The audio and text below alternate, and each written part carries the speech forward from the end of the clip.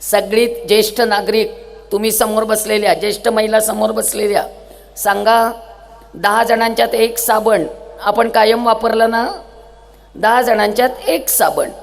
आणि एक 501 बार नावाचा एक साबण होता, 3 तुकडे करायचे आणि छान वापरायचा.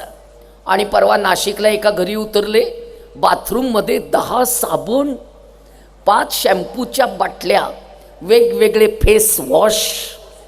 मी विचारलं पाहुण्यांनी कोणता साबण वापरायचा. त्या बाई म्हणाल्या हा पिंकीचा, हा बबलूचा. मुलींनो टॉवेल नव्हते. आई तिच्या लुगड्याच्या पदराने आमच्या सगळ्यांचं अंग पुसायची. लुगड्याचा पदर ओला ओला ओला व्हायचा. ती तो पिळायची, झटकायची, लागायची कामाला. सगळा पदर अंगावर वाळून जायचा.